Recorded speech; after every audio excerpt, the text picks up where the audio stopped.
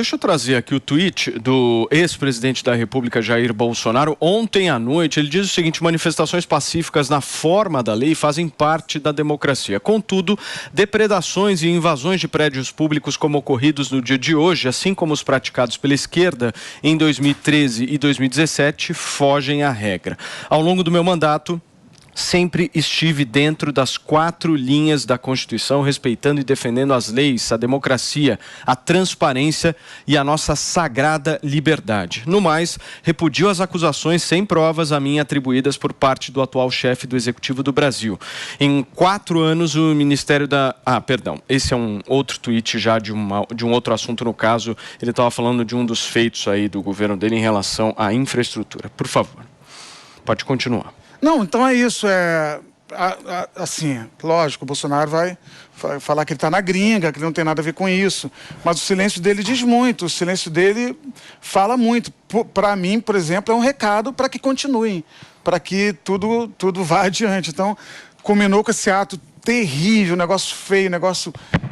não é só o patrimônio, é o que isso simboliza. A cadeira a gente vai botar no lugar, o de Cavalcante vão recuperar, mas o que isso simboliza, isso correu o mundo, essas imagens correram o mundo. Agora teve um cara que sentou na cadeira do ministro do Supremo.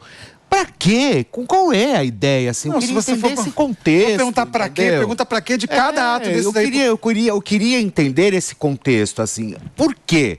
O porquê fazer isso? Deixa eu receber quem nos acompanha também através do rádio. São 10h40. Nós estamos discutindo aqui no Morning Show sobre os atos de vandalismo promovidos ontem em Brasília, que depredaram os prédios que estão tanto o Congresso Nacional, quanto o Supremo Tribunal Federal e quanto a Presidência da República. Eu vou fazer o seguinte: quero inserir o Conrado aqui na nossa conversa e depois passar para Zoe Martínez. Conrado, por favor. Tudo bem, eu quero só fazer uma pergunta para o nosso convidado aqui. O senhor estava dizendo aqui que a intervenção federal era ilegal, que o senhor não concorda com isso, é verdade? Está falando comigo? Sim, você mesmo. Não há quem concorde. Eu acho que não tá na Constituição, né, que é proibido. Tá. É proibido, tá, ok. O Lula acabou de decretar ontem à noite intervenção federal no Distrito Federal. Aí é ilegal quando o Lula faz isso ou é ilegal só quando o outro lado pede? Não, mas olha só, a intervenção federal que o Lula fez foi para restabelecer a ordem e não para quebrar a ordem, entendeu? Eu acho que é muito simples, Conrado. É o duplo pensar. Meus amigos, olha só, eu estava aqui folheando mais uma vez o 1984 e esse é o duplo pensar, né? Quando é para mim vale, quando é para o outro não vale. Ou as coisas valem para todo mundo ou as coisas não valem para ninguém. E a gente volta a acabar aqui no 1984, indico a leitura para vocês todos, porque o resumo da ópera, meus amigos, é o seguinte, ó.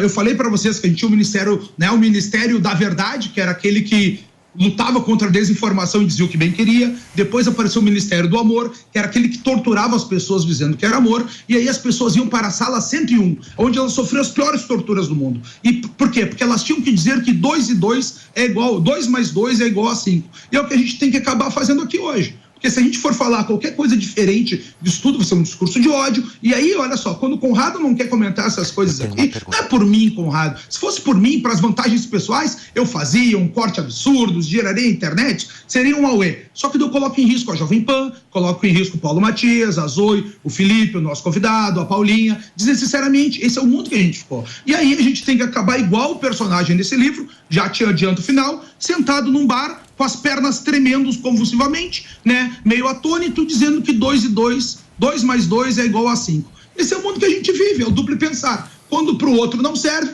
e para mim serve. Vocês viram aí, é exatamente assim que é o pensamento da esquerda. E eu vou ficar quieto aqui para deixar tudo em ordem, né? Vai tudo ficar assim mesmo. Senão vão fechar a Jovem Pan, vão fechar o Conrado, vai ser todo mundo punido.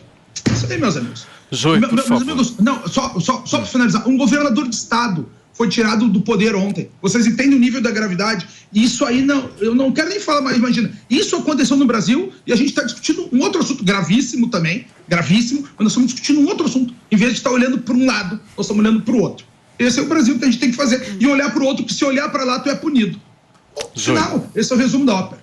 Não, e uma coisa que está me preocupando muito, eu estou vendo no cenário, Conrado, é que ontem o Lula, ele nunca perde a oportunidade de atacar o Bolsonaro e de adjetivar de todas as formas. O Lula não pode ser chamado de tudo que ele é, mas ele pode chamar os outros daquilo que eles não são, né? Que o Bolsonaro foi chamado ontem de fascista pelo Lula e isso é crime, isso é crime, chamar alguém de fascista, banalizaram a palavra fascismo.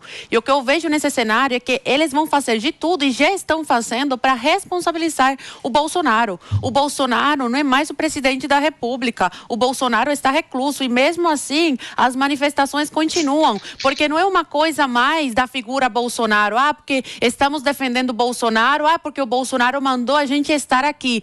Não! É um movimento das pessoas mesmo, pessoas indignadas. Algumas que estão fazendo isso pacificamente, ordeiramente, e essas são apoiadas pelo presidente Bolsonaro, que ele já veio a público depois do resultado da eleição e deixou claro isso. Manifestação ordeira, manifestação dentro da lei, manifestação sem vandalismo, eu sou a favor. E ele ainda falou, eu sou contra manifestações como as da esquerda e alertou as pessoas, não desçam ao nível da esquerda. O Bolsonaro foi bem claro com as suas palavras, mas a oposição, a esquerda, o governo do Lula, esquece completamente isso, vão tentar distorcer, fazer todo um teatro para de alguma forma incriminar o Bolsonaro e colocá-lo atrás das grades. O Bolsonaro governou nesses 4 anos dentro das 4 linhas da Constituição. Pode ter sido infeliz em algumas das suas palavras, em algumas das suas críticas, mas, gente,